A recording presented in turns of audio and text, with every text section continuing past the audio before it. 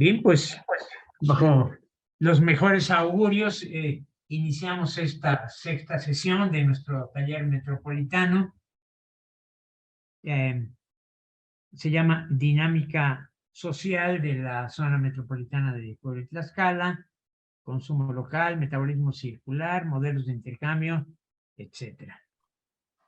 Les damos la bienvenida por supuesto, a nuestro público, a los colegas académicos, y a nuestros ponentes, así como a su coordinador, el doctor Octavio Flores Hidalgo.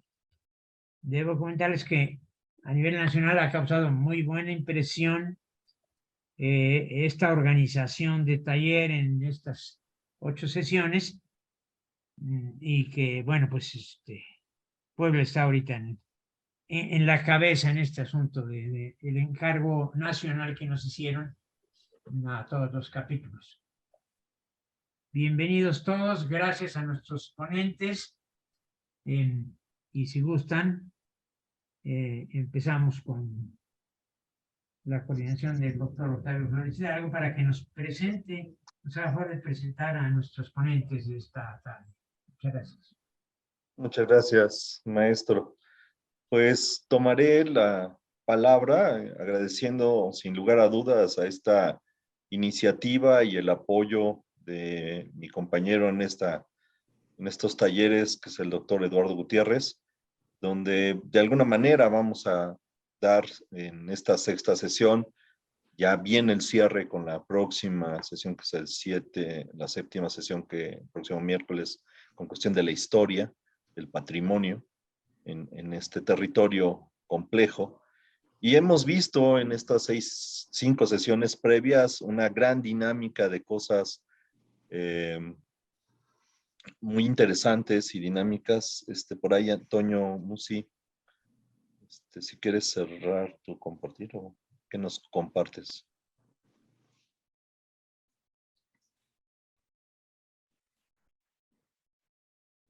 Ahí, por ahí hay algo, no sé.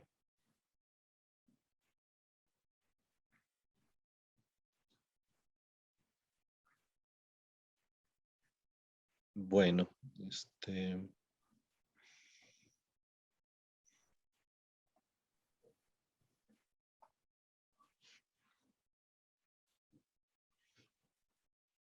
voy a abrir este archivo. ¿Ahí se ve mi archivo? No.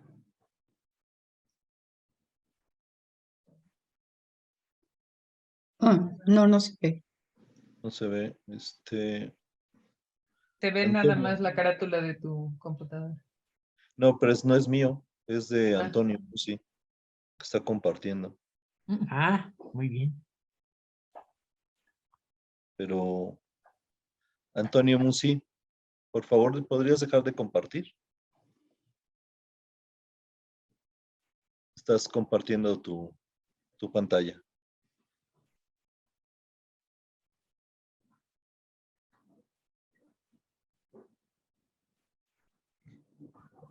No sé si nos escuchas.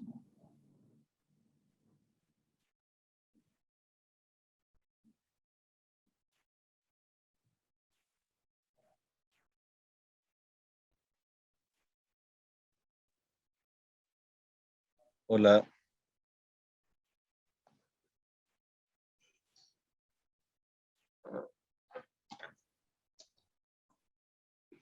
Antonio Musi.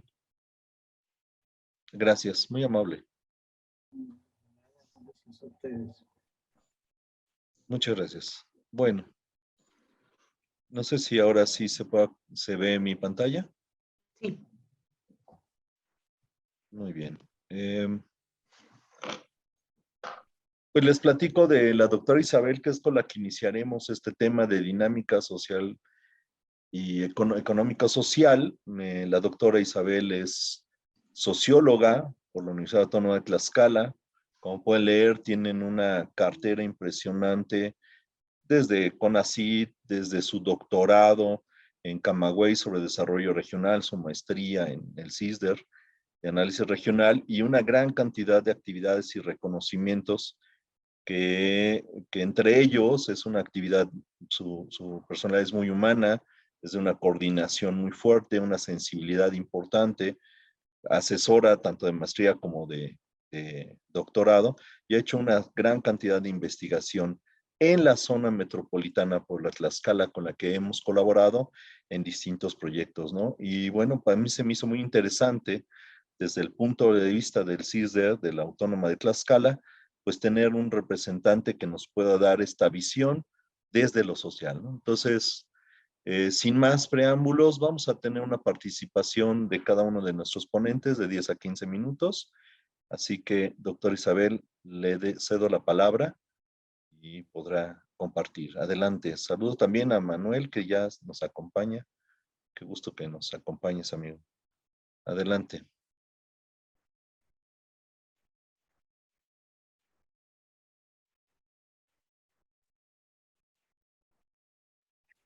Hola, hola a todas, a todos. Es un gusto para mí estar con ustedes compartiendo este espacio con unas muy buenas iniciativas de intercambiar experiencias profesionales, académicas y de investigación. Agradezco mucho a la Academia de Arquitectos, especialmente al doctor Octavio Flores por invitarme a participar. Y bueno, pues a todos y a todas, muchas gracias por estar aquí. Realmente me ha parecido estado en la gran mayoría de las sesiones y me parece importante cómo se van entretejiendo una gran cantidad de temas que están presentes, específicamente en la zona metropolitana Puebla-Tlaxcala. Y realmente podemos encontrar diferentes problemáticas que van marcando, pues sí, pauta para que las instituciones gubernamentales hagan su trabajo. Nada fácil con los recursos escasos que se tienen y con el personal correspondiente, que bueno, pues en muchas ocasiones pues no es suficiente para supervisar todas las actividades que se requieren. En esta ocasión, atendiendo la invitación y al tema que nos ocupa en esta sesión, voy a presentar este trabajo que tiene que ver efectivamente con las problemáticas, en mi caso algunas, solamente 2 o 3, de estas problemáticas económicas y sociales que se presentan en la zona metropolitana y sin dejar de lado aquellos disposiciones que existen a nivel internacional para considerar las dinámicas económicas y sobre todo haciendo alusión a las economías locales. Entonces, presento 3 apartados. En 3 apartados voy dividido esta presentación, que tiene que ver con la problemática económica y social de la zona metropolitana Puebla-Tlaxcala, dando un breve contexto, dado que en varias sesiones se han considerando aspectos sobre todo de diagnóstico de la zona metropolitana. En un segundo apartado, hacia el consumo local, conceptos que retomo básicamente de un autor. Y estos retos de la zona metropolitana para la dinámica económico-social. Es muy importante no de perder de vista algunos aspectos que vamos a ver más adelante. Bien. Doctora, ¿podrías ponerlo en compartir en pantalla completa? Ah, claro. Ay, sí, sí, sí. Ahí Perfecto, estamos. gracias. Sí, estamos, ¿verdad? Muy bien. Bueno, sin lugar a dudas, este Sistema Urbano Nacional del 2018, pues ha marcado ya importantes transformaciones que se van reflejando en todos estos documentos, ¿sí? Hay una diferencia en los 70s y bueno, ahora en el 2018, que está marcando pauta para atender y ordenar el territorio e incidir en el desarrollo de las ciudades. Ya la mayoría tenemos presente a partir de este estudio que hizo INEGI con APO-SEDATU en cuanto a la definición de la zona metropolitana. Y estamos retomando y tenemos presente cómo la zona metropolitana se define como el conjunto de dos o más municipios donde se localiza una ciudad de 50,000 o más habitantes. Y sus funciones y actividades rebasan los límites municipales y el límite municipal del municipio que originalmente la contenía, incorporando como parte de sí misma o de su área de influencia directa municipios vecinos, predominantemente urbanos, con los que mantiene un alto grado de integración socioeconómica. Es así entonces que, según las Naciones Unidas, pues una zona metropolitana con más de 10 millones de habitantes, ¿sí?, se considera una megalópolis. ¿Y esto a qué voy? Bueno, a que tanto el estado de Puebla pues forma parte, junto con San Martín Atlisco, parte de esta megalópolis de la Ciudad de México, y Tlaxcala, por su parte, junto con Santana y Apizaco, también conforman la megalópolis de la Ciudad de México. De acuerdo al Sistema Urbano Nacional, tenemos 401 ciudades habitadas por 92.7 millones de personas.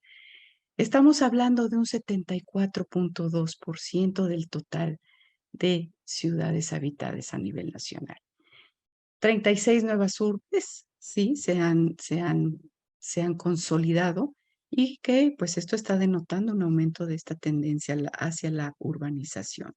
Tenemos 74 zonas metropolitanas, 13 cuentan con más de 1 millón de habitantes hasta 2015. La zona metropolitana Puebla-Tlaxcala es la cuarta y presenta 3.18 millones de habitantes.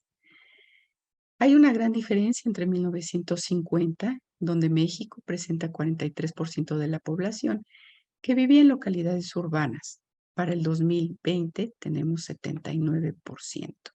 La zona metropolitana se conforma de Puebla-Tlaxcala por 39 municipios, 19 de Puebla y 20 de Tlaxcala, como mencioné hace un momento, con 3.18 millones de habitantes. ¿Hacia dónde vamos? Vamos a dar solamente, pues, a rescatar 2-3 problemas fuertes que están presentes en la zona metropolitana Puebla-Tlaxcala. Y nos referimos a los residuos sólidos urbanos, orgánicos e inorgánicos. A partir de un estudio que hicimos, nos damos cuenta que no solamente está el problema en sí de la generación, de la producción, de la generación y de todo lo que tiene que ver con la recuperación, la clasificación, la limpieza, el empaque, ¿sí? No solamente está eso, atrás está de esta problemática de los residuos sólidos, las personas que están trabajando en este rubro, ¿sí?, en esta problemática. Se estima que 24 millones de personas en todo el mundo participan en actividades de reciclaje, ¿sí? Y aquí en México tenemos una gran cantidad de personas que están, la mayoría, bueno, del 80% se encuentra en la economía informal. En cuanto a la seguridad social, rescatando algunas notas también periodísticas que se hacen en el transcurso de las investigaciones, pues nos damos cuenta que esta coyuntura sanitaria a partir del COVID no solo ha provocado la pérdida de empleos, también la disminución de los ingresos de los hogares, pero también ha presentado un quebranto en las prestaciones laborales que el empleo formal brinda o brindaba para esas personas que han dejado de trabajar, que han perdido sus trabajos. Y de acuerdo con la medición multidimensional de la pobreza del 2018, la carencia por acceso a la seguridad social fue más alta lo que significa que más de la mitad, es decir, el 57.3% de la población no cuenta con seguridad social. En cuanto a la pobreza, y de acuerdo a los datos del Coneval, tenemos que se registran 52.4 millones de personas pobres y 9.3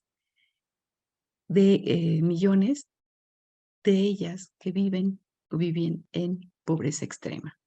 Y la condición de pobreza en las zonas metropolitanas en toda la República Mexicana representa 23.2 millones de habitantes que están en esta pobreza y 3.3 en pobreza extrema. En cuanto al agua, un recurso que es primordial para la vida humana. Reporta, por ejemplo, en el caso de la Ciudad de México, que con esta situación de pandemia, apenas el 32.8% de la población está con el problema de que no tiene abasto, ¿sí? Estamos hablando ya de una cantidad muy importante en donde ya las ciudades medias están presentando problemas de abasto de agua.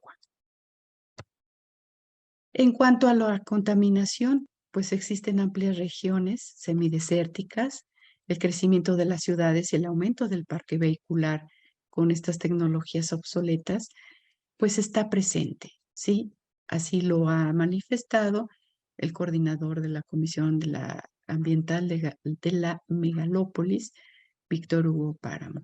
Y como este problema también de la contaminación, pues está también el problema del transporte urbano, que muchas veces también no solamente es obsoleto, también presenta limitaciones para el acceso de toda la población.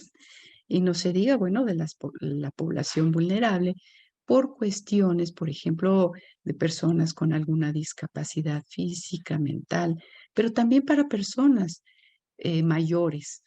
No se presenta una señalética pertinente, el acceso no es como el que se requiere y bueno, no se diga el tema de la comodidad, entre otros muchos problemas. ¿Por qué los he mencionado? Bueno, porque son grandes temas que están presentes en los objetivos. Estos objetivos que se dieron a conocer en 2015 y que van hacia el 2030 y que, bueno, pues ya estamos a 2022, nos quedan prácticamente pues 8 años para ver qué tanto logramos con estos objetivos. Ahora bien, hacia el consumo local, que es el tema que está marcando esta sesión. Basándome prácticamente en Gutiérrez, ¿cómo define el consumo local? Bueno, como una herramienta para el desarrollo equitativo de la sociedad, en el cual sabemos de dónde vienen los materiales, quiénes son las personas que lo fabrican y quiénes lo venden. Pero también nos dice que en la medida en que las personas emprendan actividades enfocadas al impulso del consumo local, pues mejorarán las condiciones de su ciudad, generarían más oportunidades para los coterráneos de trabajar, de obtener ingresos, de abrir nuevos comercios, de hacer y recibir inversiones a largo plazo. Pero la clave se encuentra en la sustentabilidad y en la independencia económica, de ser más exigentes con lo que consumimos, ponderándolo no solo por el precio, sino por el significado que tiene. Lo que nos trae, lo que significa para un vecino al cual le compras, ¿sí? Lo que le significa al ambiente y lo que significa a nuestra ciudad. Hacia esto va enfocado el consumo local. Se dice fácil, ¿verdad? Es toda una dinámica, sí, económica, en donde se centra la actividad de las personas, en la producción, en la distribución y en el consumo. Pero ¿qué pasa ante un sistema capitalista neoliberal en donde pues está de antemano la ganancia, ¿sí? Es una situación verdaderamente difícil, pero que sin embargo este consumo local se está presentando. Y si nosotros nos trasladamos, cada uno de ustedes se traslada hacia sus ciudades, hacia sus comunidades, pues vemos que hay iniciativas de consumo local. Es hacia donde se le está apostando. Tenemos la Agenda del 2030, que es la que comentábamos hace un momento, que está marcando estos 17 objetivos, que realmente son objetivos y que para nosotros serían problemáticas para abordar y para trabajar. Estamos hablando que son objetivos de desarrollo sostenible, ¿sí? Si nosotros nos enfocamos a lo que es el consumo local, se habla atrás de este consumo local de una situación de sostenibilidad, pero también de cuidado del ambiente, que eso es una situación muy importante. La dinámica que nos trae consigo el dejar de utilizar bolsas de plástico cuando vamos al súper, cuando vamos a las compras, pues eso ya habla de una acción aparentemente diminuta, Un personal, minuto para cerrar. que cada uno de nosotros utilizamos, pero que es muy importante realizar. Y bueno, aquí están todos. Tiene que ver con la economía local, con atacar el fin a la pobreza, darle fin a la pobreza, empezar con esto. El hambre, se ataca el hambre. Damos también con con estos consumos de productos locales, bienestar y salud. Sí, pero también es una cuestión de educación que tenemos que ver ahora, no solamente, y está planteado a nivel federal, no solo ver al sujeto, también a la comunidad. Eso también es una iniciativa que marca toda una línea de investigación. La igualdad de género y la equidad, mujeres y hombres que producen y ofrecen eh, sus, sí, lo que producen, ¿sí? Pero también tiene que ver con la reducción de todos estos situaciones que tienen que ver con estas problemáticas de la contaminación. Entonces, desde diferentes puntos, las economías locales están aportando a esta Agenda 2030. Repito, se dice fácil, pero se tienen varios retos en las zonas metropolitanas. Estamos con la alineación de esta planeación, de instrumentos de la planeación, que tienen que ver con no solamente todos los niveles de gobierno, articulando también la participación de estos agentes operadores del territorio. ¿Quiénes son? Las organizaciones de la sociedad civil, sector privado, academia, entre otros. Y bueno, pues no se diga más, termino con esto. Buscar esta coordinación institucional entre gobiernos de las zonas metropolitanas para identificar, registrar e impulsar a las personas o grupos de personas que se encuentran en esta dinámica económica y social del consumo local es primordial. No solamente es importante para las personas, es importante para las zonas metropolitanas, pero para todas las zonas metropolitanas del país y a nivel mundial. A grandes rasgos, esto es lo que tengo y bueno, la bibliografía con la que hemos preparado esta presentación. Muchas gracias. Muchas gracias, doctora Isabel. En la siguiente momento profundizaremos las discusiones sobre esto que se está planteando. Ahora vamos a cederle la palabra a nuestro amigo, el doctor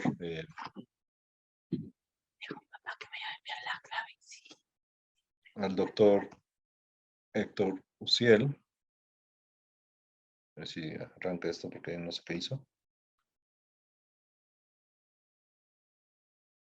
No, perdón, aquí ya se pasó. Aquí. Que él estudió arquitectura y es maestro en ordenamiento territorial, terminó el doctorado en procesos territoriales con una tesis muy interesante. Y bueno, ha estado trabajando en todo este ámbito metropolitano desde la ciudad de Puebla, ¿no? Trabajando en actualizaciones de planeación. Y creo que esto que nos plantea desde la parte de la revisión teórica, metodológica y de las condiciones sociales, caen muy bien para ver cómo estamos viviendo la planeación, y sobre todo ahorita que se está haciendo la actualización del plan de ordenamiento de la zona metropolitana Puebla-Tlaxcala, ¿no? Entonces, él actualmente es el titular de la Dirección de Desarrollo Urbano e Impacto Ambiental en la Secretaría de Medio Ambiente y Desarrollo Sustentable del ordenamiento territorial del gobierno del Estado de Puebla. Entonces, es una persona muy dinámica, ha sido muy accesible y muy propositivo y están en una intención de apertura para las propuestas. Por lo tanto, le cedo la palabra a nuestro amigo, a Héctor, para que nos empiece a platicar sobre esta ponencia, esta presentación que es sumamente interesante. Héctor, adelante. Bueno, muy buenas tardes, muchas gracias. Primero que nada, agradecer a la Academia Nacional de Arquitectura por la invitación y de manera muy particular al doctor Octavio Flores por extendernos esta posibilidad de poder compartir lo que en este momento, como bien ha mencionado, estamos desarrollando desde el gobierno del estado para atender la zona metropolitana, no únicamente la zona metropolitana de Puebla, sino también las otras dos que tenemos en nuestra entidad, la de Tehuacán y la de Teciutlán. Quisiera iniciar primero comentando a manera de antecedentes que, bueno, pues el tema de la planeación metropolitana de manera específica en nuestra entidad no es un tema nuevo. Sin duda, la doctora que me antecedió señala algo muy importante, que es el gran reto que tenemos actualmente las administraciones para poder abordar este fenómeno. Sin embargo, en nuestra entidad, de manera muy particular, a pesar del hecho de identificar ya desde varios estudios la zona metropolitana, este proceso de metropolización desde 1960, lo que se ha venido desarrollando en nuestro estado, pues arranca prácticamente a partir de 1991 con la elaboración del programa de zona conurbada, en ese entonces de Puebla-Tlaxcala, y como bien comentan, se han venido desarrollando una serie de trabajos y de acciones, de intentos de coordinación, como fue la firma de un convenio en el 2002, como fue también la elaboración de otro programa de zona conurbada en el 2003, la firma nuevamente de convenios en 2004, hasta llegar a lo que en su momento la entonces Sedesol, con INEGI y con SEDATO definieron como la delimitación de zonas metropolitanas, que se publica en el 2000.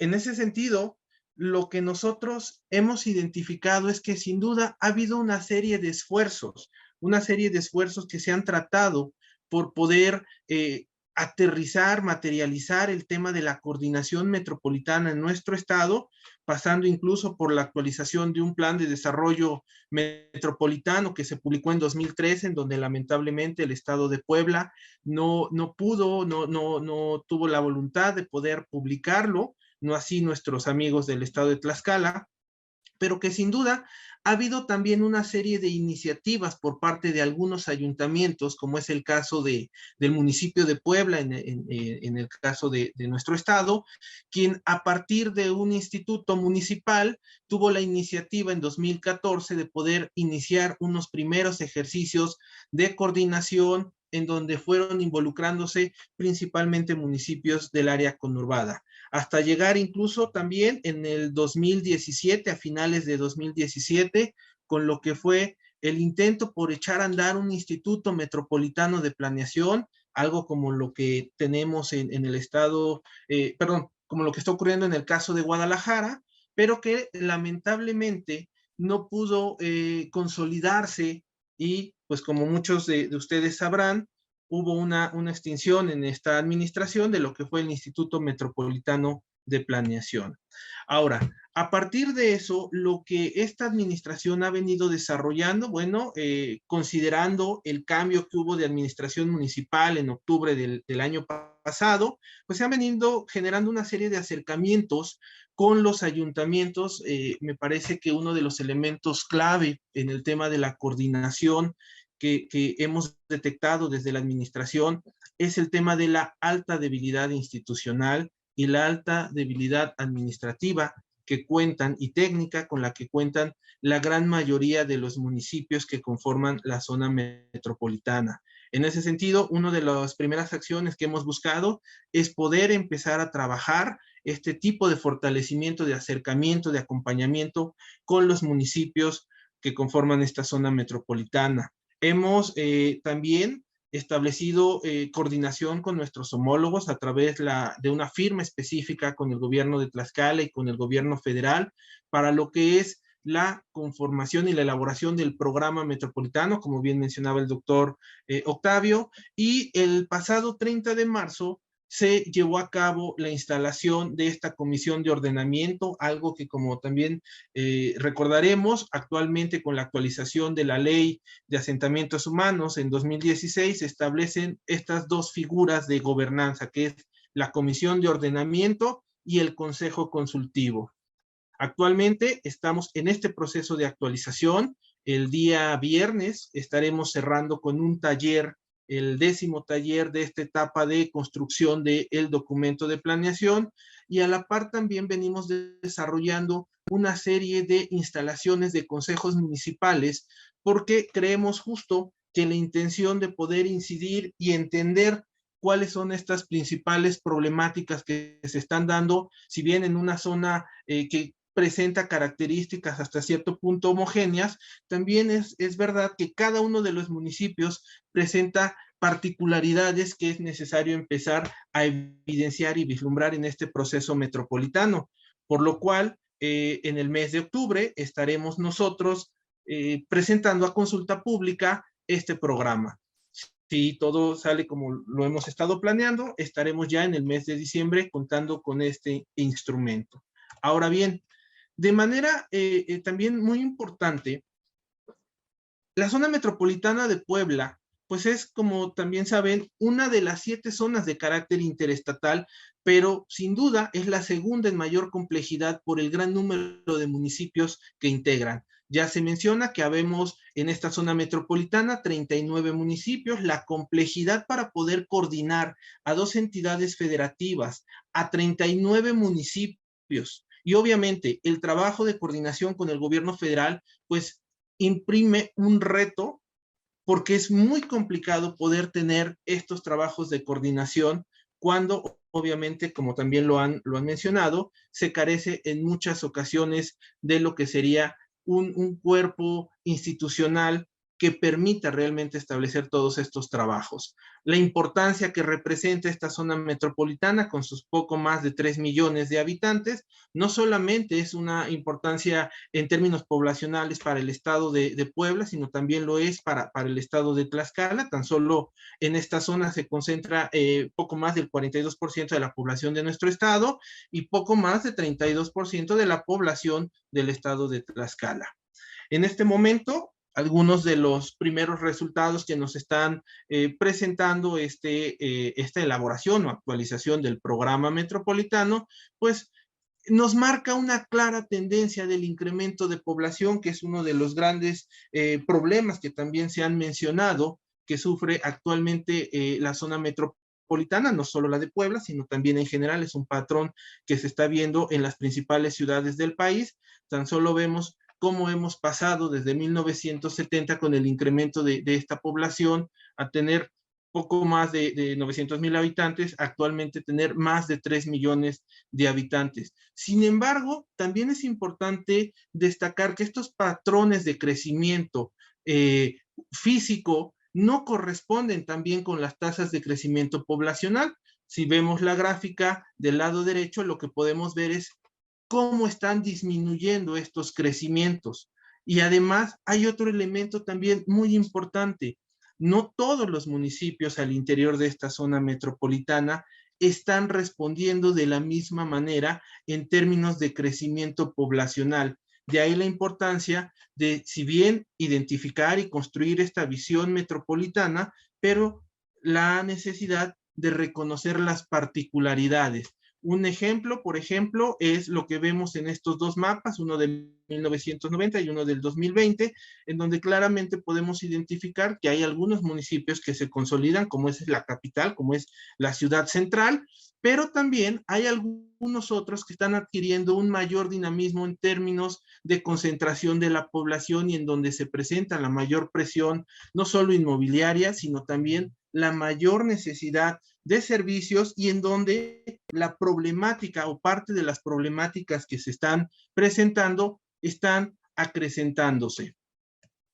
De igual manera, otro de los elementos importantes que tiene que ver con la participación en términos poblacionales que cada uno de los municipios aporta a la zona metropolitana en su conjunto, pues también resulta que es muy diferenciado. Tan solo vemos que en el caso de la zona metropolitana de Puebla, el municipio central tiene y concentra más del 50% de su población. Sin embargo, cuando lo vemos en términos de tasa media de crecimiento, pues vemos que hay otros municipios que están creciendo muy por encima de lo que actualmente está ocurriendo con la capital. Y ahí podemos identificar en dónde se están presentando las principales presiones o concentraciones de servicios, de necesidad de suelo, de reserva, de crecimiento inmobiliario, como pueden ser los municipios de Cuautlancingo, Ocoyucan, San Andrés Cholula, el propio Huejoxingo, por parte de Puebla, así como en el caso de Papalotla, por parte del estado de Tlaxcala.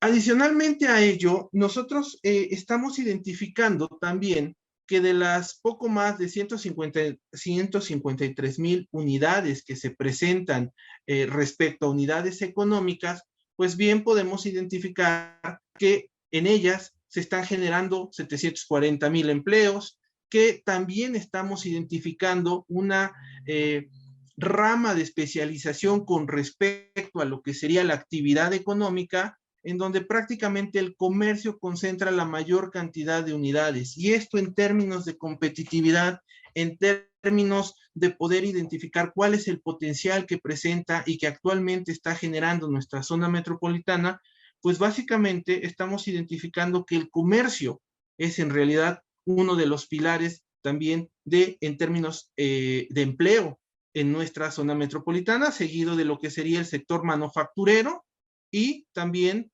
el comercio o alojamiento y preparación de alimentos.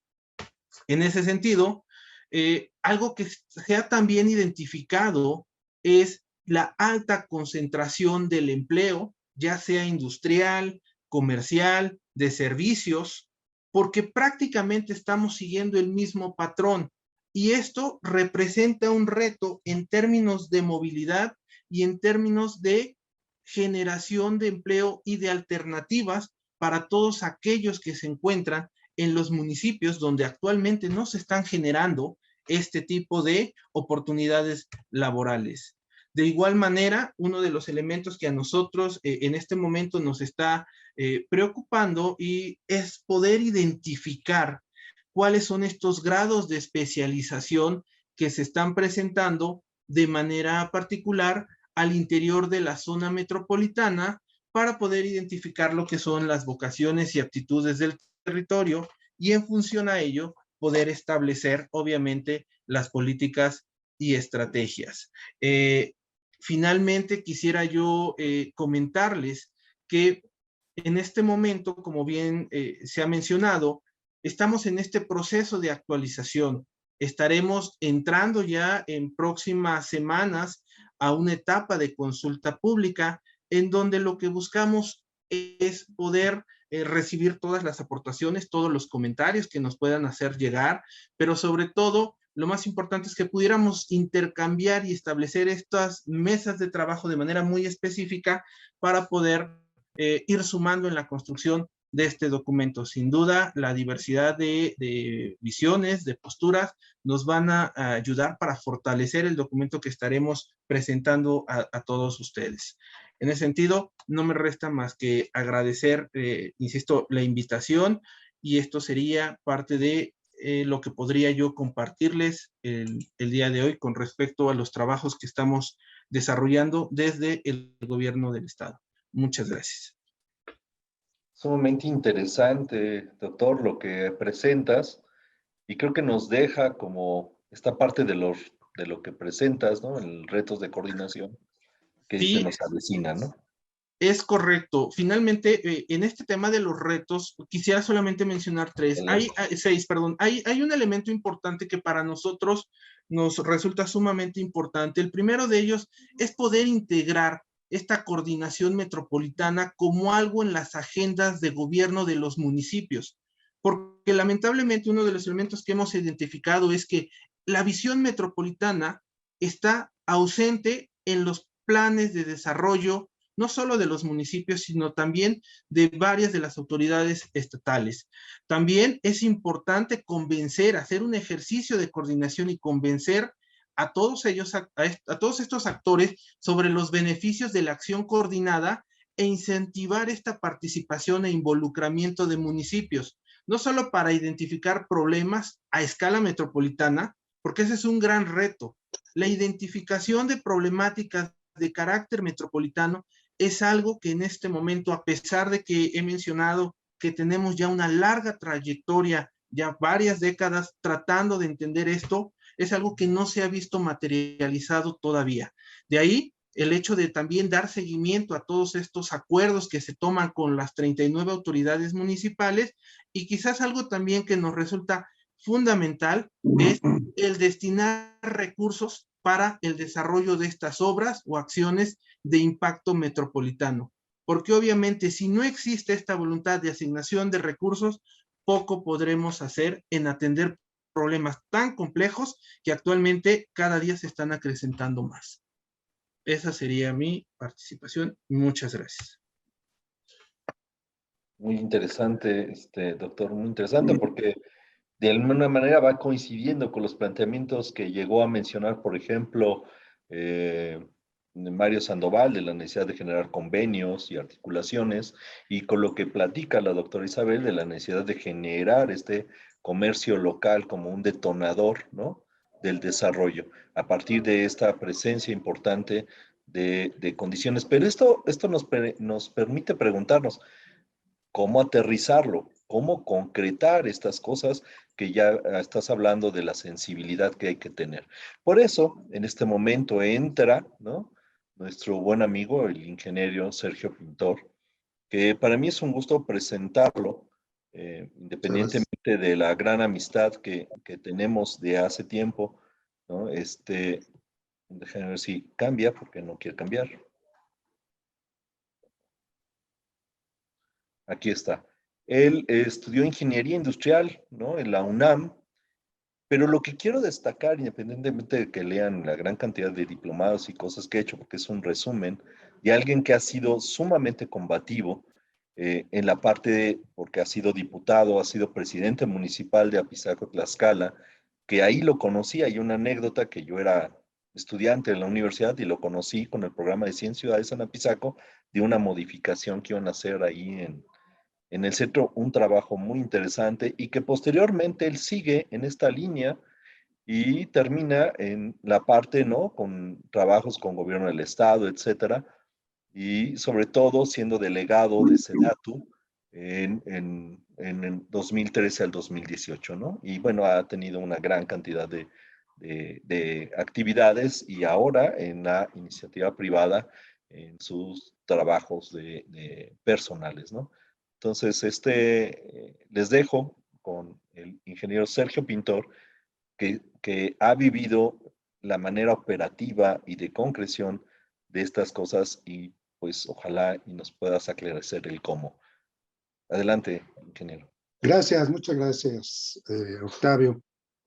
Primeramente quiero agradecer infinitamente la invitación de la Academia Nacional de Arquitectura, Campus Puebla, al maestro Fernando Rodríguez Concha y desde luego a mi estimado amigo Octavio Flores por la invitación. Quiero decirles que en esta exposición que he preparado, pues quiero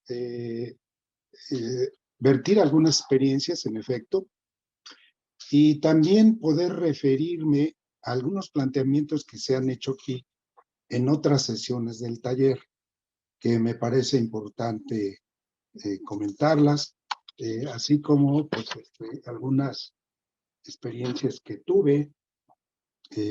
David Lima lo sabe, nos hemos acompañado en otros momentos, en relación con zonas metropolitanas y el gobierno de Puebla.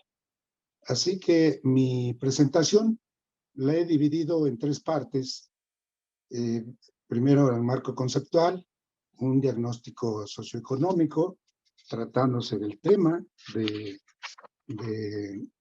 consumo local. Y luego viene las propuestas, que igualmente pues he podido pulsar su posibilidad, aunque, y reitero, David lo sabe, a veces nos enfrentamos con los muros de la burocracia.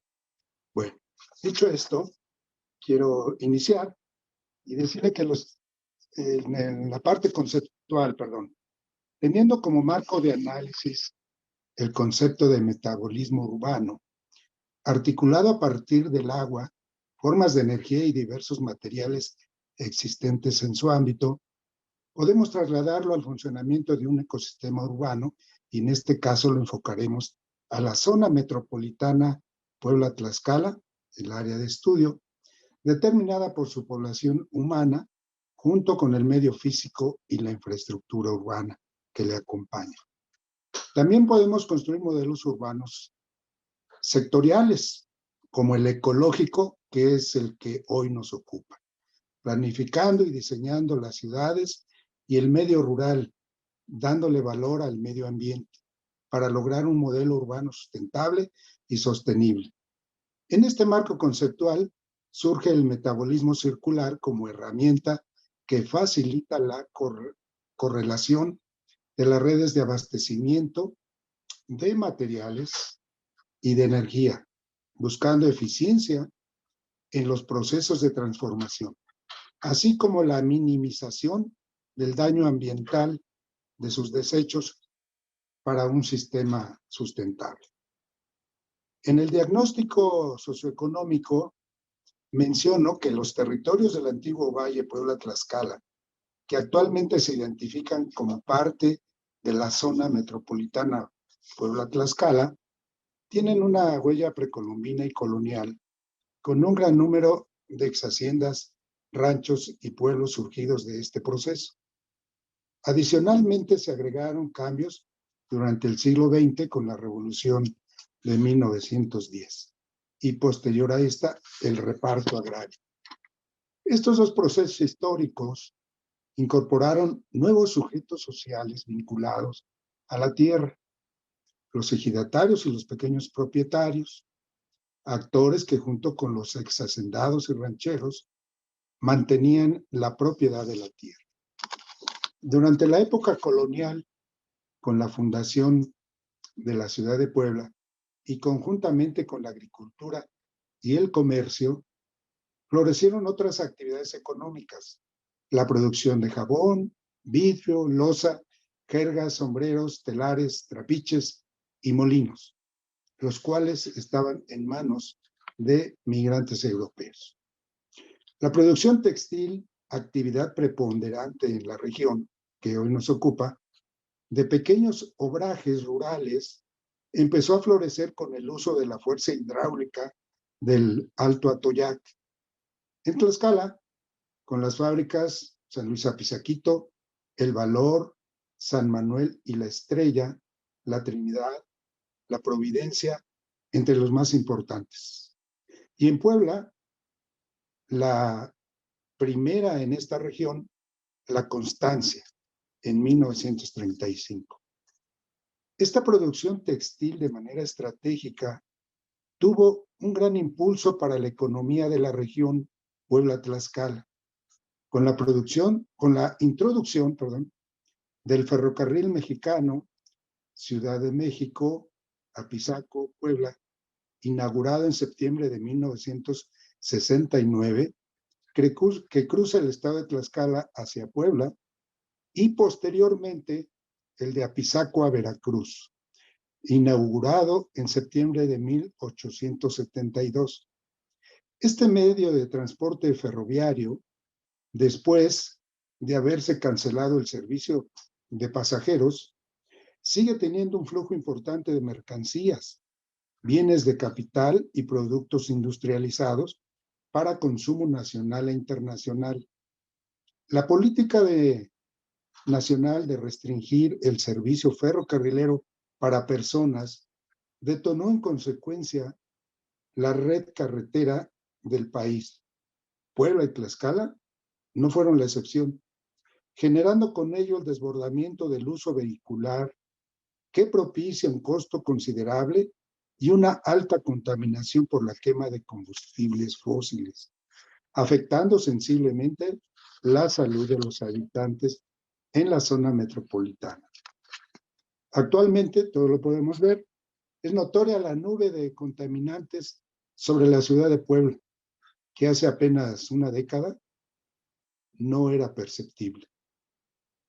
El cauce del río Zaguapan a Toyac y el trazo de la vía ferrocarrilera que atraviesan el valle Puebla-Tlaxcala generaron un paralelismo como elementos determinantes para cimentar la economía de las dos entidades geográficas. Hay otros componentes para nuestro análisis.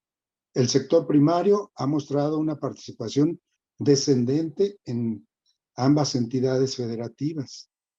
En el periodo 1980-2006, la tasa de crecimiento de este sector de la economía disminuyó un 8.1% en Tlaxcala y un 6.3% en Puebla. En el factor planeación, desarrollo o financiamiento, puedo mencionar lo siguiente. Durante el año de 1998, la Federación instauró el Fondo Metropolitano Puebla-Tlaxcala y hasta el 2005 aprobó una partida en el presupuesto de ingresos de la Federación en el ramo 23, destinados para infraestructura de carácter metropolitano y ser ejercido por los gobiernos estatales de acuerdo a las reglas de operación y lineamientos establecidos por la Secretaría de Hacienda y Crédito Público. Para ser propuestos y acordados estos proyectos por el Consejo para el Desarrollo Metropolitano, donde participan autoridades de los dos estados. Desde su creación, el fondo fue incrementado anualmente. En 2014 se asignaron 258.3 millones de pesos. En 2015, 266.7 millones. Sin embargo, a partir del 2016, se redujo la inversión a 186.7 millones de pesos. Y así hasta su última asignación en el PEF en 2020. Pero para el 2021, el gobierno federal canceló el Fondo Metropolitano. Como se podrá advertir, sin recursos públicos es prácticamente imposible hacer efectivas las políticas y propuestas en esta materia. Paradójicamente puedo referir como experiencia personal la ocasional desviación de los objetivos del desarrollo metropolitano en las aprobaciones del Consejo para aprobar proyectos y propuestas para estos presupuestos, donde prevalecían los proyectos derivados de compromisos políticos de los ejecutivos estatales. Esto no sería nada extraño, pero alejados de los criterios técnicos para el desarrollo metropolitano. Puedo referirme ahora de los recursos hídricos de la zona metropolitana Puebla-Tlaxcala. Derivado de una queja ante la Comisión Nacional de Derechos Humanos por varias comunidades de Puebla y Tlaxcala en contra de autoridades federales, estatales y municipales por actos y omisiones en perjuicio de habitantes de 6 municipios. Por ello, la CNDH emitió la recomendación 10/2017 para establecer responsabilidades a los 3 órdenes de gobierno por la violación de derechos humanos, tanto de los pobladores como de quienes atraviesan estos territorios. Y por parte de la Profepa se llevaron a cabo diversas acciones de inspección y sanciones a las autoridades y usuarios que contravienen las normas en materia hidráulica. Es de resaltar que la Comisión de la Cuenca de la Conagua integró el grupo especializado en saneamiento de los ríos Zaguapan-Atoyac.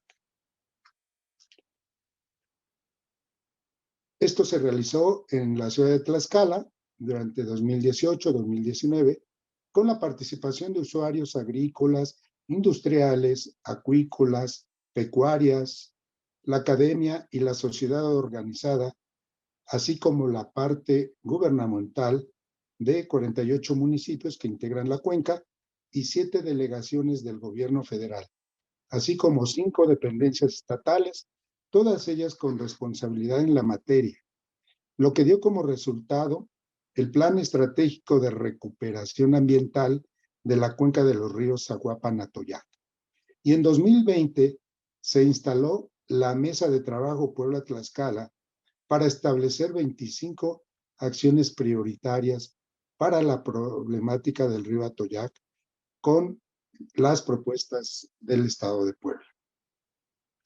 En lo personal y por lo que yo pude advertir, la ingente problemática de la cuenca hidráulica no está en la falta de soluciones, sino en la insuficiencia de los recursos económicos, a la falta de coordinación política de las autoridades, a la rotación de personal especializado en los cambios de gobierno, pues se disloca el seguimiento de acciones prioritarias y se requiere una mayor gestión ante instancias privadas e internacionales en esta materia. Alternativas estratégicas para el consumo local, metabolismo circular y modelos de intercambio para el desarrollo de la zona metropolitana Puebla-Tlaxcala. Escuché en sesiones pasadas del taller la necesidad de contar con un marco jurídico que vincule los 3 órdenes de gobierno en materia de ordenamiento territorial y desarrollo urbano, así como la dificultad para coordinarse entre ellos. Coincido con esto último y que a veces es por posturas personales y escaso nivel académico de los gobiernos locales. Esto último no es fácil de evitar, pues son los riesgos de la democracia. En lo que sí podemos transitar para la coordinación, la planeación, la operación y la gestión metropolitana es en los ordenamientos legales específicos, disponibles y recientemente puestos en vigor, como son la Ley General de Asentamientos Humanos, Ordenamiento Territorial y Desarrollo Urbano, ya comentada aquí en sesión anterior, y sus correspondientes leyes estatales, que tienen las siguientes características. Ley de Asentamientos Humanos, Ordenamiento Territorial y Desarrollo Urbano del Estado de Tlaxcala, publicada en septiembre de 2018, que establece bases para regular la planeación y administración del ordenamiento territorial y desarrollo urbano, concurrencia del Estado y los municipios en esta materia, bases para dar participación ciudadana en el proceso de formulación, ejecución y seguimiento de programas y proyectos. Otorga el derecho a vivir y disfrutar ciudades y asentamientos humanos en condiciones sustentables, resilientes, saludables y productivas, entre otros adjetivos. Considera la creación y operación del Consejo Estatal de Ordenamiento Territorial y Desarrollo Urbano como órgano de participación ciudadana, asesoría y consulta para auxiliar a las autoridades. En noviembre de 2021 se publicó la Ley de Ordenamiento Territorial y Desarrollo Urbano del Estado de Puebla, que fija las normas e instrumentos de gestión y de observación general en el uso del territorio y los asentamientos humanos. Establece la concurrencia con los municipios para la planeación, ordenación y regulación de los asentamientos humanos. Propicia los mecanismos que permiten la participación ciudadana en la planeación y gestión del territorio. Establece la creación de los consejos estatal y municipales con la participación de autoridades, sectores económicos, académicos y sociales. Estos preceptos estatales posibilitan, legitiman y son base institucional para la gestión de los recursos públicos ante el gobierno federal y, en su caso, mediante coinversiones público-privadas para hacer posible las estrategias, proyectos y acciones con visión y continuidad metropolitana, más allá de los límites políticos como aquí se ha planteado. Con lo anterior, se propone un transporte metropolitano de pasajeros de la ciudad de Puebla a la ciudad de Apizaco, mismo que ya se ha planteado por el gobierno de Tlaxcala a las autoridades federales, aprovechando la infraestructura ferroviaria que actualmente se ocupa solo para transporte de carga. Este servicio alterno disminuiría en mucho los tiempos de recorrido, la contaminación de los automotores y el costo por kilómetro y otras ventajas más. Esta misma infraestructura posibilitaría además un proyecto de corredor de desarrollo regional, aprovechando las estaciones del tren, que por cierto el pasado 14 de agosto, el gobierno federal anunció la transferencia de 11 estaciones al gobierno de Tlaxcala. Cada estación del eje Apizaco-Puebla se convertiría en nodos centrales de desarrollo regional para impulsar diversas actividades económicas y uso del suelo de acuerdo a su genética territorial.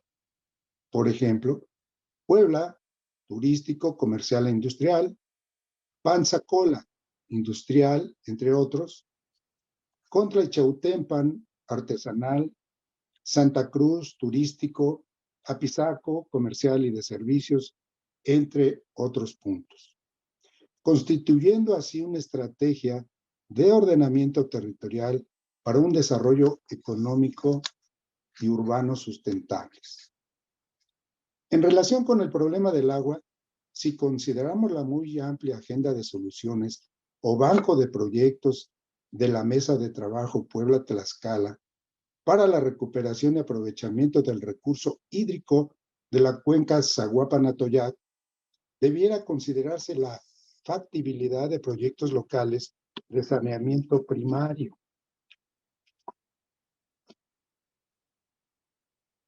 De saneamiento primario municipales con calidad de agua permisible para uso agrícola, recuperando así la producción en zonas rurales aledañas al cauce del río, generando un autoconsumo de productos con un modelo de metabolismo circular y de intercambio en el ámbito de la zona metropolitana Puebla-Tlaxcala. A manera de conclusión, alternativas de solución para la zona metropolitana puede haber varias, pero su mayor viabilidad y éxito radica en la vinculación gobierno-academia, invariablemente acompañadas de una participación social decidida que impuje la evaluación y seguimiento de las acciones comprometidas. La puerta está abierta, considero. Con esto concluyo mi primera intervención. para estar pendientes de algunas preguntas. Muchas gracias. Fantástico, okay. Muy interesante y que bueno, habla de toda esta expertise que a veces nos falta visualizar y bueno, creo que nos los has dejado muy claro, que es una condición de generar convenios, articulaciones y enfrentarnos a todo lo que de alguna manera sucede en las limitantes burocráticas y una visión mucho más amplia, ¿no? Desde lo metropolitano. Bueno, pues ahora me queda presentar el cierre de esta parte de la doctora Beatriz Martínez Carreño, que es una persona sumamente modesta, les he de decir, porque su currículum es mucho más amplio que esto. Ya con 3 doctorados, SNI, en fin, es una persona muy, muy inquieta. Sigue trabajando en cuestiones del proyecto de Observatorio Metropolitano de Puebla y bueno, con actividades del CONACYT. Ha sido un honor transitar con ella en varios proyectos, estudios y sobre todo compañera mía del doctorado. Entonces, esta visión y esta jovencilla, porque además es muy joven, nos va a presentar una visión que seguramente nos va a generar abrir los ojos en muchas cosas que no estamos considerando, ¿no? Entonces ella como economista y bueno, y especialista en el área, pues nos platicará un poquito de lo que ella sabe. Adelante, doctora. Muchas gracias. Bueno, primero que nada, me sumo a este agradecimiento al arquitecto Fernando, que tenía mucho tiempo sin verlo, por supuesto, al doctor Octavio Flores Hidalgo. Somos compañeros de la primera generación del doctorado en procesos territoriales, pero me parece que el agradecimiento es de mí hacia ustedes, en el sentido de cómo la visión, dependiendo de nuestras profesiones, es totalmente distinta. Veo también a David Lima, que compartimos juntos algunos proyectos de CONACYT, y también fue un gran maestro, y también le agradezco estar por aquí, por supuesto, y a todos los que nos acompañan. En ese sentido, creo que pudiéramos hablar o resumir, si me lo permites, Octavio, en términos de esta nueva racionalidad, de abordar no solo las zonas metropolitanas, el territorio, porque en realidad todo es complejo. Ya lo había mencionado Octavio cuando estaba presentando esta plática. Bueno, somos una nación, por supuesto, pero tenemos 32 estados, 2.496 municipios. De esos municipios, particularmente el estado de Puebla, que también ya habían contextualizado, pues tiene 217 municipios. De ahí nos vamos al municipio de Puebla, que tiene 17 juntas auxiliares, 29 inspectorías, 1.248 colonias, y sumado a ello, pues la complejidad que presenta con sus 3 zonas metropolitanas, Puebla-Tlaxcala, Puebla-Tehuacán y Puebla-Teciutlán. Entonces, de pronto hablar de todo esto, con tantos temas que se han abordado, creo que esta nueva realidad tiene que ver con 5 ámbitos en específico. Lo técnicamente posible, que es lo que se ha comentado y a lo que nos hemos enfrentado todos, lo económicamente viable, lo socialmente aceptable, lo políticamente capitalizable y, por supuesto, un eje central, lo jurídicamente permisible. También desde la primera intervención de la doctora Isabel, sí hay retos supranacionales como esta Agenda 2030, que a pesar de que tendría o tiene el reto de cumplirse en algunos años, pues sí ya marca una diferencia en términos de lo que está sucediendo con la pandemia de la COVID-19. Y también los retos subnacionales que se presentan, y me refiero a subnacional a nivel estatal y municipal, en términos de pobreza, de ponernos de acuerdo, a pesar de todas estas diferencias territoriales, económicas y sociales que se están viviendo cotidianamente. Me gustó mucho la frase que utilizó mi antecesor en términos de la experiencia burocrática. Entonces no la calificamos, hay que expresarla, por supuesto. Sí es importante que hoy en la toma de decisiones se tome, visibilicemos lo que está pasando con la pandemia. Un poco de lo que yo les quería presentar es, por supuesto, este objetivo de visibilizar las desigualdades en el territorio, específicamente en algo, y este fenómeno que se está dando a partir del crecimiento de las ciudades en términos de asentamientos irregulares, que evidentemente tiene que ver como un resultado de visibilización de la emergencia sanitaria que, por supuesto, se declaró hace algunos años. Las desigualdades en el territorio, pues, tienen que ver con un marco conceptual. Si no nos ponemos de acuerdo en cómo estamos viendo estas diferencias, pues también será bastante complicado ponernos de acuerdo en las soluciones que se van a dar.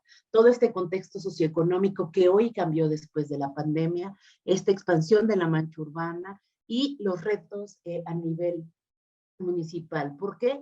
Porque ya lo expresaron, sí, mis antecesores, pero también todos estos retos supranacionales y subnacionales. El primero tiene que ver en torno a la pobreza, y la pobreza tiene que ver con nuestras necesidades básicas o estos 6 derechos sociales expresados en la Ley de Desarrollo Social. Aquí se presenta, bueno, una serie de autores que hablan sobre estas necesidades, pero en términos normativos sabemos bien que el Consejo Nacional de Evaluación de la Política Social, pues mide estas 6 dimensiones en torno a la alimentación, vivienda, salud, acceso a los servicios básicos de la vivienda, calidad en los espacios de la vivienda y la seguridad social, por supuesto con este enfoque multidimensional que tiene que ver con el ingreso. El territorio, ya bien ustedes lo saben, tiene que ver con estas relaciones sociales y económicas con una estructura compleja. Octavio y yo tuvimos la fortuna de estudiar nuestras investigaciones a partir de la teoría de los sistemas complejos, y eso nos obliga pues a mirar la realidad y aquellas cosas con la dinámica que tiene con el entorno que le rodea. La marginalidad urbana pues tiene que ver con el problema social asociado con las privaciones y la carencia de oportunidades de la población a los servicios como la educación, salud e ingreso.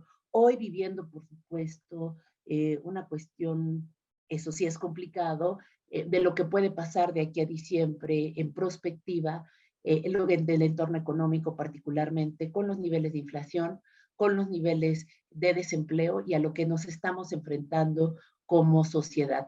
Y por supuesto, creo que eso es muy, muy necesario, el tema de la dimensión social, la dimensión legal. A veces como economistas, se los digo como experiencia personal, no tenemos derecho económico de manera particular. Hoy me parece que es todo en el ámbito en el que nos desarrollemos, lo jurídicamente permisible. Podemos tener ideas extraordinarias y me parece que eso ha sido parte de lo que ha detenido este desarrollo metropolitano en términos de, sí, lo económico, pero por supuesto que nos dé las armas legales para poder seguir adelante. En ese sentido, pues los asentamientos irregulares que se evidenciaron aún más, sabemos que son aquellas viviendas que se encuentran en terrenos o propiedades ejidales, comunales, pública, federal, estatal, municipal o de manera particular. Y presenta o evidencia 3 problemas en el territorio. Primero, la discriminación de las regiones pobres. Las políticas se han inclinado a la eficiencia por sobre la equidad y la sustentabilidad, que ya también lo mencionaban previamente. El manejo del bienestar social, no solo la Agenda 2030, me parece que los planes, el Plan Nacional, los planes estatales y los planes municipales de desarrollo, por supuesto hablan de la equidad, ha sido subordinada al crecimiento económico y a la competitividad. Se mencionaba hace un momento la competitividad, recordemos que por supuesto este concepto ha evolucionado rápidamente cuando se enfoca al territorio, pero esto empieza desde 1776 con Adam Smith, cuando habla de las ventajas comparativas, ¿no? Y habla de las ventajas que tiene que tener cada región. Eso es el principio del comercio internacional. Si vamos mucho más adelante, por supuesto, Michael Porter ya plantea este demanda de Porter, y después, a partir del Plan Nacional de Desarrollo, empezamos a escuchar esta discusión entre área metropolitana, zona metropolitana. Es ahí cuando tengo la fortuna de conocer a varios colegas de ustedes y sumarnos a esta dinámica. Hoy se define la competitividad en ese momento como la atracción y retención de inversiones. Se hace una crítica importante y hoy se define como la atracción y retención de inversiones y talento. Y habría que sumar lo que ustedes han comentado, el respeto al medio ambiente, a la cultura y a la complejidad de cada una de las regiones. También lo mencionaban ustedes, la sociedad del consumo, la sustentabilidad ha adquirido relevancia debido a la preocupación por el agotamiento de los recursos naturales estratégicos. Recordemos el Acuerdo de París, pero sobre todo el informe de Brundtland, que hace una proyección a 1987 al 2012 en términos de tierra, agua y aire. Esto está totalmente colapsado y yo me pregunto si esto pudiera ser irreversible a pesar de todas estas agendas supranacionales que ya existen. Fíjense, en el 2015, en este modo de producción capitalista, el promedio del PIB per cápita en los 10 municipios más ricos era 50 veces superior a los municipios más pobres. La condicionante del modo de producción capitalista, por supuesto que tiene que ver con este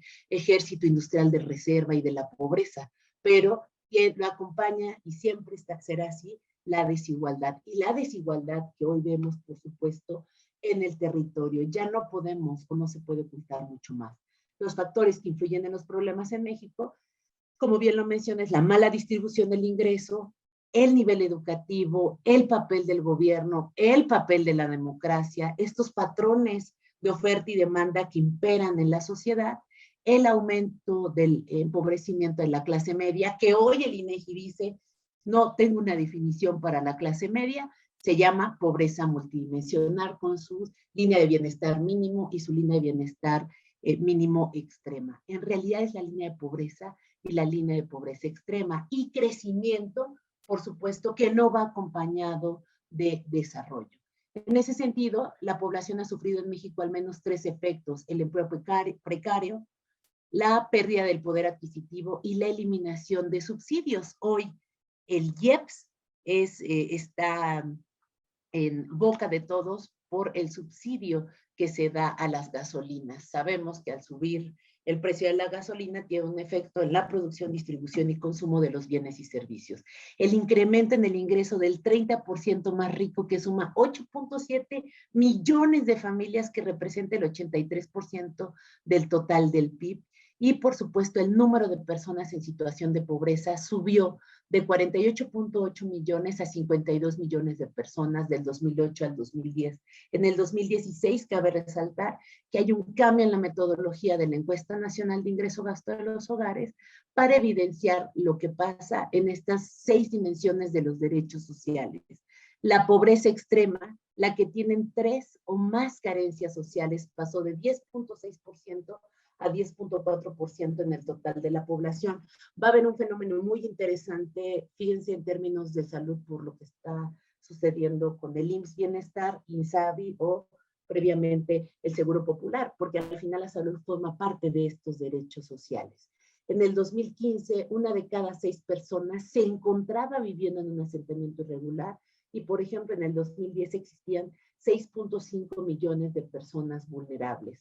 Hoy no se puede hacer un balance de lo que ha dejado la pandemia o la COVID-19, pero si estos datos ya eran aterradores antes de la pandemia, por supuesto que esto tendrá otro tipo de injerencia. Sumado a ello, si nos vamos a este tipo de encuestas que evidencia el INEGI, tiene factores de expansión, es decir, si levantamos 69.990 encuestas, para poderlo hacer representativo, multiplican esa vivienda por un número representativo que es aproximadamente 625 hogares.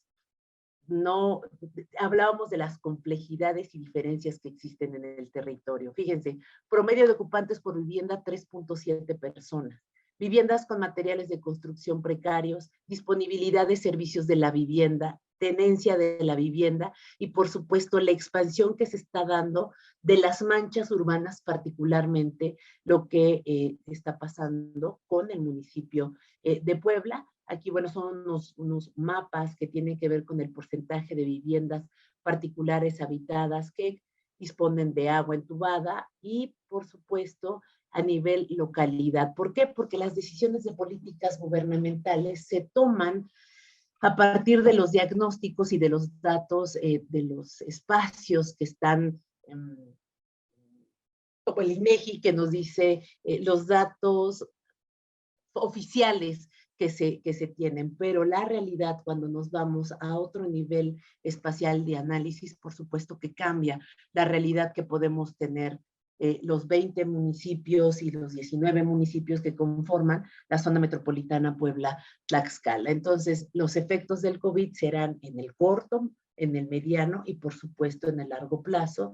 Y los factores para incidir durante esta crisis, pues ya lo mencionamos todos, tiene que ver con articularnos con otras áreas de gobierno. Por eso mencionaba lo de la experiencia jurídica, la experiencia burocrática, para no calificarla. Ahí, desde origen, desde la creación y conceptualización de las zonas, áreas metropolitanas, pues ha tenido grandes complejidades. Ahora, el tema de los recursos y sumado a ello el marco normativo que nos permita accionar. La provisión de infraestructura, reforzar pautas de comportamiento y, por supuesto, ya se mencionaba la competitividad, pero hay que mencionar las ventajas comparativas para activar la economía local. En ese sentido, la CEPAL ya presenta algunos efectos directos en los sistemas de salud, efectos indirectos en la oferta y demanda, y por supuesto a lo que ya nos estamos enfrentando. Esta recesión mundial en diversos ámbitos socioeconómicos y los efectos de mediano y largo plazo, la quiebra de las empresas, la reducción de la inversión privada, el menor crecimiento económico, una menor integración de las cadenas de valor y un deterioro de las capacidades productivas y de capital humano.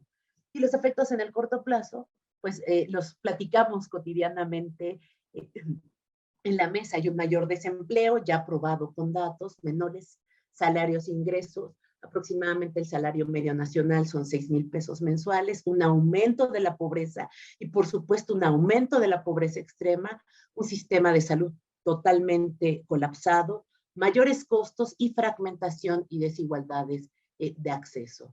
Hay una serie de retos que se han planteado, ya los dijeron ustedes, en términos de sustentabilidad, sostenibilidad y, por supuesto, la participación social activa en estos modelos de gestión pública, gobierno abierto y gobernanza. El objetivo 17 de los Objetivos del Desarrollo Sostenible, por supuesto que visibiliza a la gobernanza como una sociedad que gobierna, a un gobierno que gobierna de la mano con la gobernabilidad, que es un gobierno que gobierna. Y bueno, la crisis de la COVID-19 podría representar una oportunidad para los habitantes de las ciudades y los planificadores de reconsiderar drásticamente desde cero el paradigma de consumo, producción y viaje. En ese sentido, la capacidad del ambiente para costear los efectos de las actividades que realizamos es desigual, por lo que es necesario reencaminar la organización social para que el medio ambiente pueda en algún punto recuperar su ritmo y, por supuesto, cómo ha sido afectado, dadas las actividades humanas y económicas en general. Sí vale la pena señalar que somos un espacio, un municipio, una zona metropolitana, un estado sobrediagnosticado. Encontraremos datos de todo. Ahora es cómo se focalizan todas estas decisiones en torno a que se puedan atender cada una de las problemáticas que se dan en el territorio. Y, por supuesto, afrontar las desigualdades deben formar parte del nuevo pacto social para mejorar la situación actual, no individual, sino colectiva. Y si quisiera recordar que nosotros desde la academia o desde el ámbito gubernamental o desde las asociaciones civiles, estos espacios son de suma relevancia para sumar y visibilizar con base a nuestro constructo social lo que estamos viendo en el territorio. Muchísimas gracias. Pues bueno, como se los comenté, ¿no? Íbamos a tener un cierre muy fuerte desde ponernos en la realidad, ¿no? De lo que nos encontramos. Ya vi la sonrisa de mi buen amigo David. Y bueno, pues era inevitable, ¿no? Sacudirnos un poco con esta realidad que a veces no queremos ver, ¿no? Cómo estas condiciones nos están definiendo realmente nuestro presente y nuestros futuros. Entonces, me gustaría, a manera de una frase, un concepto, una idea central, que cada uno de nuestros ponentes hagan su conclusión a partir de lo que vemos que se enlazan estas pláticas, pese a la diferencia de origen profesional y de actividades personales, ¿no? Entonces, le pediría a Isabel, la doctora Isabel, si nos quieres hacer un comentario al respecto de lo que hoy se plantea en nuestro taller. Sí, gracias. Sí, indudablemente me parecen importantes las posiciones, las diferentes problemáticas que se han rescatado, resaltado, pero yo soy de la idea de que efectivamente, como se ha mencionado, compartir todas estas experiencias desde la administración pública a nivel federal, estatal y municipal es muy importante. Compartirlas, intercambiarlas y aportar con la sociedad civil y también con la academia. Me quedo con esta propuesta. Esta propuesta que también en las otras sesiones se escuchó y también con algunos de mis compañeros que están presentes aquí como ponentes. Fantástico, doctora. Creo que eso tienes mucha razón. Es como una clara síntesis de lo que estamos viviendo y de lo que se está planteando en estos talleres.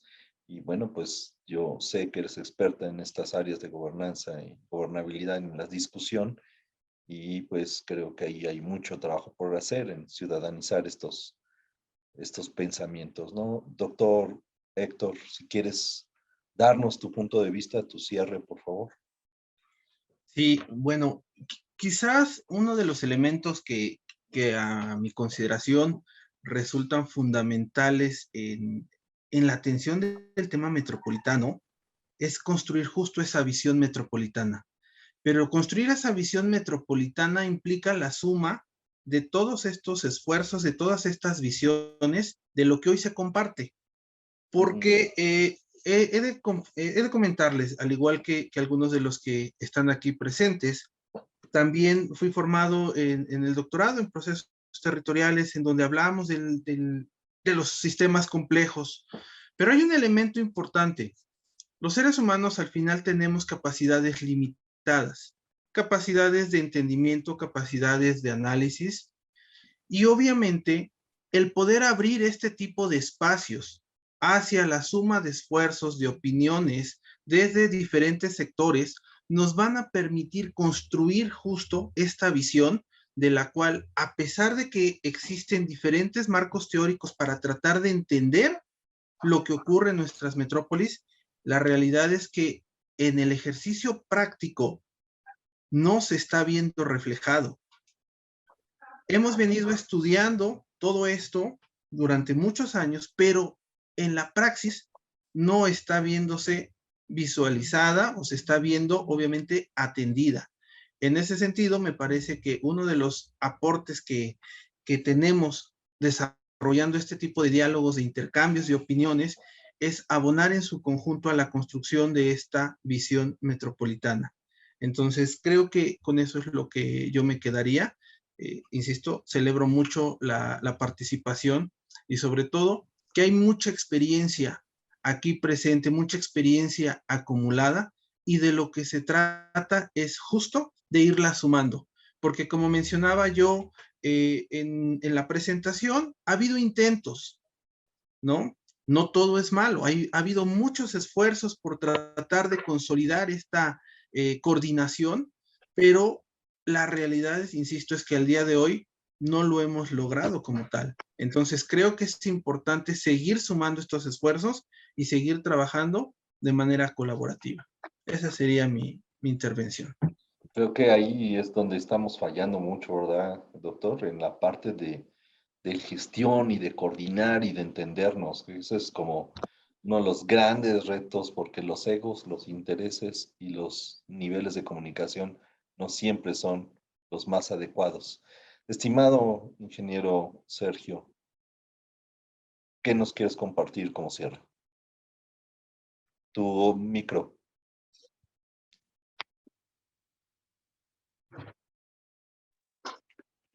Nos hemos dado cuenta que hay muchos trabajos realizados y que falta armar el rompecabezas.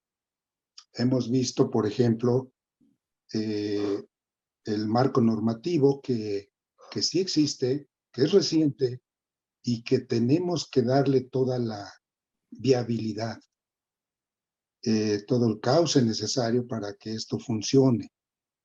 Y también hemos visto qué sucede en ese caso. Autoridades quizás con poca sensibilidad. Y en ese caso, pues es necesaria una mayor vinculación, como ya lo señalo, de gobierno y academia. Creo que la participación de la academia, de ustedes, los estudiosos a profundidad de estos temas, deben estar de manera permanente casi, ¿no? Para que esto siga funcionando. Hemos visto en la praxis cómo en los cambios de gobierno se pierde la continuidad de trabajos muy valiosos. Veamos, por ejemplo, lo que ha hecho con agua, que fueron más de 2 años de reuniones periódicas con una participación muy rica, sociedad, academia, gobiernos, en fin, y que ahí hay un gran banco, por eso adicioné esa parte a mi exposición de este día, porque hay elementos que deben retomarse. Insisto, hay muchos estudios ya realizados. Queremos descubrir el hilo negro y ya está inventado, ¿no? Así que sí hace falta mucha vinculación, una mayor sensibilidad de las autoridades en todos los niveles. Y ahí es donde ustedes, los académicos, tienen que ganar terreno. Creo que es importante la participación de la parte académica, teórica, en la formulación de planes y programas, que no queden a sentimiento, y sobre todo que la sociedad prevalezca, que la sociedad organizada pueda retomar algunos proyectos y que los haga suyos para que prevalezcan, porque si no, entonces estamos expuestos a los vaivenes de los gobiernos. Y me atrevería a decir más, a los colores que los gobiernos llevan en sus acciones. Así que ese sería mi punto de vista, ¿no? Una mayor vinculación para darle continuidad a los trabajos, a los esfuerzos institucionales y sobre todo de la sociedad. Hasta ahí quedaría. Vaya reto, Inge, vaya reto. Y muchas gracias. Y bueno, pues tu visión y tu tremenda expertise siempre ha sido muy interesante escucharla y aprender de ti. Muchas gracias. Doctora Beatriz, cuéntanos, ¿cómo cerramos con esta imagen distópica que nos compartes? Yo concluiría diciendo que estas intenciones para humanizar a la humanidad tiene que terminar en acciones concretas y tangibles. Y aseguro que lo que estamos viviendo y haciendo aquí es muestra de ello. Por supuesto, bajo una lógica de ética de tercera generación, y la ética empieza por nosotros mismos, por supuesto con el entorno, y que va a incidir de una u otra forma con el mundo en su conjunto. Por supuesto, con este esfuerzo de la gobernanza y con una visión metropolitana. Muchas gracias. Excelente, gracias, doctora. Pues el micrófono, si quieren tomarlo, compañeros, es importante. Siempre adelante, David. Gracias, estimado maestro. Tu micrófono. Perdón, pero soy analfabeta tecnológico. ¿Me escuchan? Sí. Bueno, Sí. pues a la academia. Los quiero felicitar porque esta es la segunda sesión, aunque ya me habías invitado, Octavio, a otras, el tiempo y las circunstancias no habían permitido acercarme a ustedes, pero quiero felicitarlos por la sesión de la semana pasada y por esta. En esta resalto la simbiosis o la combinación de la academia y la gestión. Me quedo con los elementos que han resaltado los ponentes. Resalto la simbiosis que como zona metropolitana tenemos en Puebla, Tlaxcala, del ambiental, lo político, lo económico y de muchos otros factores que inciden en ella. La problemática de la gestión política, que representa la complejidad de ser una zona metropolitana interestatal, y pues estamos en una zona que tiene una historia que va más allá de la colonia, o sea, son sociedades microrregionales que tienen historias y complejidades individuales y que en el momento en el que se pretende hacer las consultas y los aterrizajes de los programas de desarrollo urbano se convierten, no quisiera ser catastrofista, pero en torres de Babel, donde todos hablan y es muy complicado ponernos de acuerdo entre todos, ¿no? Incluso el ejemplo de las cholulas, ¿no? Que de una manzana a otra las ideas y las concepciones de lo que es lo urbano son distintas, ¿no? Ahí el doctor Héctor, pues, está haciendo un gran esfuerzo allá en Puebla porque la verdad es una gran tarea la que se tiene que hacer. También me quedo con la experiencia que tiene el ingeniero Sergio. Con él abrevamos muchas horas de trabajo en Tlaxcala. Tenemos el gusto de decir que echamos a andar la reforma legal en el estado de Tlaxcala para efectos de la nueva ley de asentamientos humanos. Nos costó mucho trabajo, le costó mucho trabajo a él encabezar ese esfuerzo, a él en la federación y a mí en el estado, pero logramos y creo que estamos orgullosos de ese gran esfuerzo que hicimos.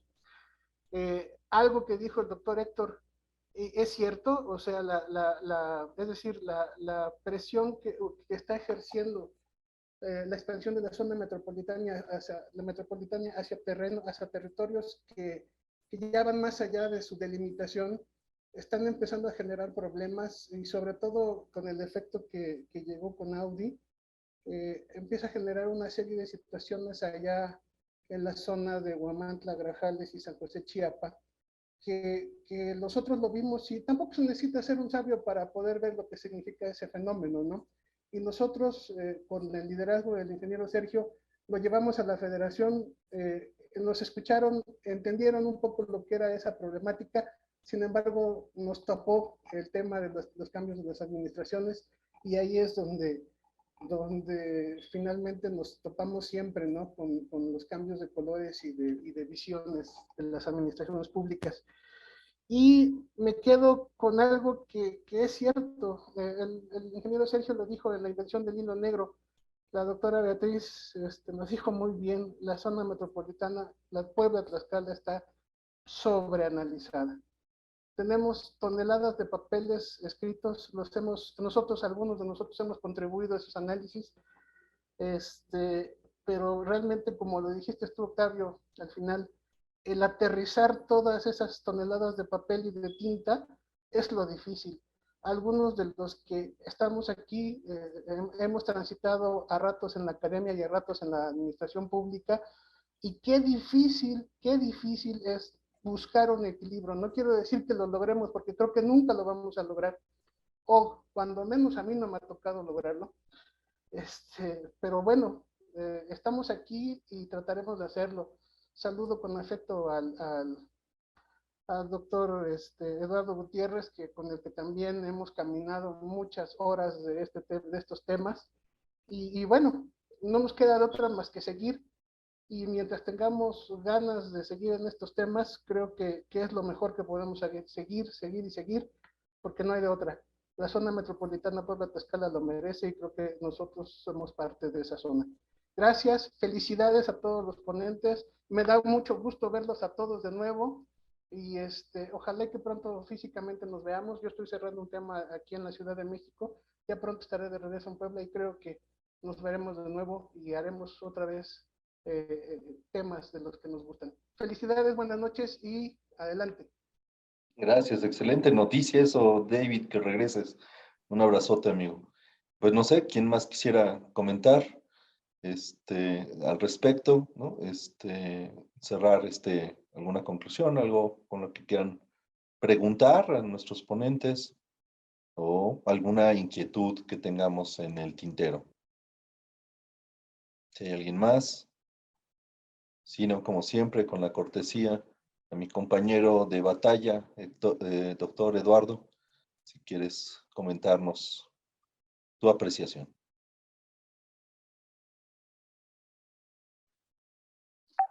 Gracias, Octavio. Bueno, la oportunidad de haber estado presente en esta sesión, pues definitivamente reafirma las expectativas que teníamos cuando trabajamos al inicio de esto sobre lo que sería el taller. Los ponentes de esta noche nos han dado una imagen muy rica, muy importante, se han complementado en lo que pudiera ser la suma de la problemática de la zona metropolitana, que es amplísima, que ha sido estudiada, diagnosticada, pero poco atendida y mucho menos solucionados algunos aspectos. Nos pone realmente en la voz de alarma porque circunstancias como la pandemia que nos apunta la doctora son definitivamente importantes. El aspecto social definitivamente ha sido tratado de manera muy, muy amplia, con una gran experiencia académica. Y bueno, el doctor creo que ha planteado la gran dificultad que tiene la operación de lo que son las propuestas. Creo que es definitivamente el gran reto, y no solamente el gran reto, el desafío, el enemigo a vencer. El convencer que realmente es importante que haya continuidad, que los planes son los planes, que es una línea de vida ante un fenómeno dinámico, un fenómeno cambiante y un fenómeno aplastante. Creo que el doctor Héctor Uciel pues, tiene ahora el toro por los cuernos y creo que lo está atendiendo de manera muy atinada.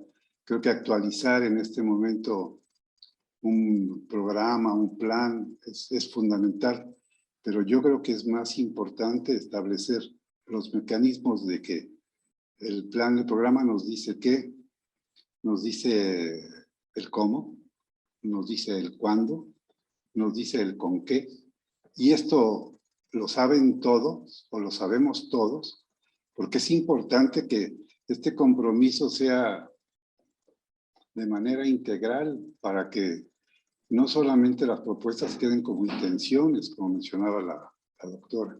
Creo que es importante que las intenciones sustentadas, apoyadas, argumentadas, en fin, tengan la posibilidad y la factibilidad de concretarse.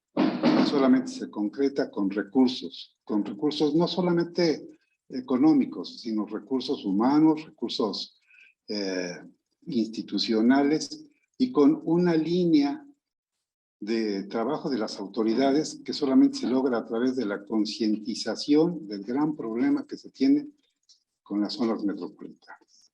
Las zonas metropolitanas nos están dando la visión de lo que sucede en una parte de nuestro país, y lo grave es que esto se aumenta y aumenta. Definitivamente creo que si seguimos todos interesados, entusiasmados en trabajar en esto, pues cada día tendremos más oportunidades de incidir y de lograr esto. Felicidades a todos, sobre todo a los ponentes de la noche de hoy. Saludo a David con mucho afecto, como siempre, también. Octavio, felicidades por el haber invitado a estos representantes de las diferentes visiones metropolitanas, que son magníficos. Como siempre, tu trabajo es excelente.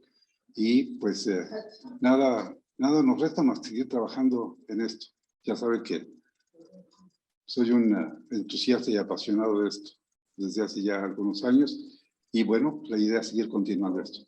Fer, felicidades, porque definitivamente creo que el taller avanza de manera muy, muy sólida y permítase decir, sin falsa modestia, y la noche de hoy lo comprobamos, de manera exitosa. Gracias, Fer. Gracias, Octavio. Gracias, Eduardo. Muchas gracias. Gracias. Pues yo creo que con esto, pues nomás me queda agradecer a nuestros compañeros que participaron, que nos enriquecimos, que aprendimos un montón y ya con eso es ganancia, ¿no? Porque además eso lo podemos transmitir. Y bueno, doctora Isabel, doctora Beatriz, doctor Héctor, querido amigo ingeniero Sergio, pues es un gusto haber compartido este taller con ustedes. Dejo el micrófono al maestro Fernando Rodríguez para su mensaje, ¿no? Saludo a Manuel Ruz, que me dio mucho gusto que estuvieras hoy con nosotros, amigo. A Oscar Zaragoza, que anda por ahí, Lolita, Paula, Edith, Verónica, Anaí, qué bueno que aguantaron, igual Federico, que ha estado muy intenso con nosotros. Bienvenido, qué gusto. Y bueno, pues ya me despido. Muchas gracias. Gracias. También tuvimos a Sarita Toppelson con nosotros. En fin, muy contentos y gratamente ilusionados. Ha sido una constante de esta directiva, como ustedes lo han vivido, trabajar bajo una programación con estructuras siempre académicas y didácticas, tratando de llegar a algo, ¿no? Con responsables muy claros, con total libertad de expresión también para los ponentes. Y esta noche, pues, se demuestra y se concreta mucho todo esto que estoy diciendo, porque las áreas de expertise que se han paseado hoy, bueno, sensacionales, ¿no? Las aportaciones brillantes, oportunas y los retos, como dice David, ¿no? Dar esos grandes pasos, no quedarnos solo en lo platicado, sino concretar. Se están haciendo cosas, cada vez la academia tiene más presencia, ya nos llaman de varias áreas, de las autoridades, etcétera, pero es la aportación de la sociedad, estructurada, de la sociedad organizada, que pues tiene a sus especialistas por áreas. Una de estas sería la academia, los colegios, etcétera, ¿no? Un abrazo a todos y un gran agradecimiento. Felicidades.